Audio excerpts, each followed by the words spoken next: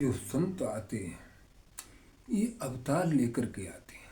हर आदमी आवाज़ नहीं उठा पाता, और तो एक पशु पक्षियों वाला जीवन जीने वाले हैं। ऐसे संत जो कि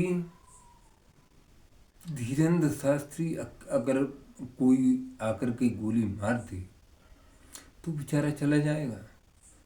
एक बात देखो, वो संत है, तुम्हारे सबके सुख की कामना करता है, तो आप ऐसे ही अवतारी लोग कहे जाते हैं। हनुमान बनकर, साक्षात हनुमान की कृपा धीरेन्द्र शास्त्री पर है, तो वे अकेले तुम्हारे पूरे देश के लिए लड़ते हैं, और हम सब लोग आवाज़ उठाते हैं। हम उनका समर्थन करते हैं, मोबाइल द्वारा समर्थन करते हैं, और हो सकता है हम उनके पास चले भी जाएं, ये भी कोई पता नहीं। तो मित्रों, कम से कम नहीं जा पाओ तो आवाज़ तो उठाओ। संतों ने ही राक्षसों का नाश कराया था, और संतों ने ही नाश किया था। हम सबको, सनातनियों को, ब्राह्मणों के हर युग में राक्षस पैदा होते हैं, क्यों आज भी राक्षस नहीं है। जिस राज्य में ब्राह्मणों को सताया जाता हो, ब्राह्मणों की पूजा को छीन लिया जाता हो, गौ हत्याएं होती हों, तीर्थों में अपराध होते हों, वह राक्षस राज ही समझ लेना चाहिए। मित्रों, एक महीने में ये भ्रष्टाचार, अत्याचार खत्म हो सकता है, क्योंकि सख्त कानून की आवश्यकता है। सख्त से सख्त कानून बने कि तुरंत फांसी की सजा, एक महीने में उसकी जांच होने के बाद तुरंत फांसी की सजा, तुरंत ही भ्रष्टाचार खत्म हो जाएगा। भ्रष्टाचार होने में कोई ही कसर नहीं रहेगी। हमारी ऐसी नीतियां, कड़े कानून बनने चाहिए। देश में कोई किसी को सताए, तुरंत उसकी सजा होनी चाहिए। तो आज 10-10 साल, 20-20 साल मुकदमा कैद खाने में पड़े रहते हैं, उनका कोई सुनवाई नहीं, उनकी कोई आवाज़ ही नहीं है। पैसा दे करके भर दिए, सब हो गया, कोई दिन दबा दिया मुकदमा। क्या है कानून? हमारे संविधान, हमारे अंग्रेजों के ज़माने के अभी तक कानून चले आ रहे हैं। कोई कानून थे?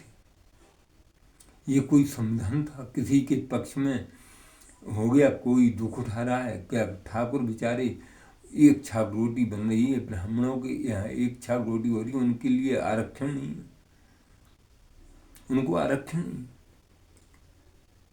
अब वो गरीब तो मालदार हो गए, मालदार भीख मांगने लगे, और फिर भी आरक्षण नहीं। ऐसी दोहरी चाल ब्राह्मणों के अंदर। तभी तो है कि ब्राह्मणों की ब्राह्मणता भी छीन ली, उनका आरक्षण भी छीन लिया। अब क्या गोली मारने की कसर रह गई है? ब्राह्मणों में गोली और मार दो। तो ब्राह्मण अकेले नहीं, ब्राह्मणों के साथ क्षत्रिय, सिख धर्म, बहुत धर्म है हमारे साथ, हम अकेले नहीं। ब्राह्मण सदा अग्रणी क्षत्रियों ने आगे बढ़ाया है, वैश्यों ने आगे बढ़ाया है। ब्राह्मण सबके सहारे से सबने इनको सम्मान दिया है, और ब्राह्मण सबको साथ देता है। और ब्राह्मण का जो बच्चा है वो आज मेरा सीधे में सुदामा की तरह, भक्ति में सुदामा की तरह है, और बिगड़ जाए तो परशुराम और दुर्वासा की तरह। बिगड़ जाए तो सुदामा नहीं है, वो परशुराम बन जाता है। फिर वो गिनेगा नहीं कितने क्या हो गए। ध्यान रखो, ब्राह्मणों को खूब गाली दी जा रही है, ब्राह्मणों को खूब टारगेट किया जाता है। और ब्राह्मणों को अगर कुछ राजनीति में घुसे हुए उनको सीटें बड़ी मिल जाए, बहुत बड़े प्रधानमंत्री बन गए, अपनी बिरादरी का अपना भाई चाहे कोई जूता मार रहा है, उन नेताओं को उसका पता नहीं है, उसकी इज्जत नहीं है, उस ब्राह्मण की इज्जत नहीं है, वो तुम्हारा भाई नहीं है। ऐसी कुर्सी में मारो नालत, ऐसी कुर्सी में नालत है। तुम्हें घोड़े पे सवार कर दिया, दूसरे को गधे से भी नीचे खींच दिया गया जाता है।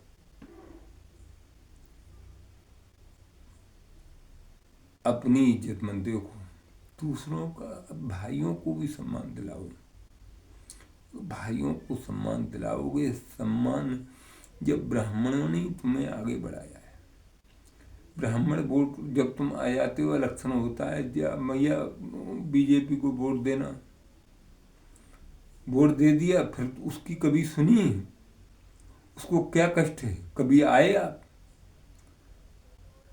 देखने के लिए? आए कौन परेशान है, कौन क्या क्या क्या उसके साथ में क्या हो रहा है?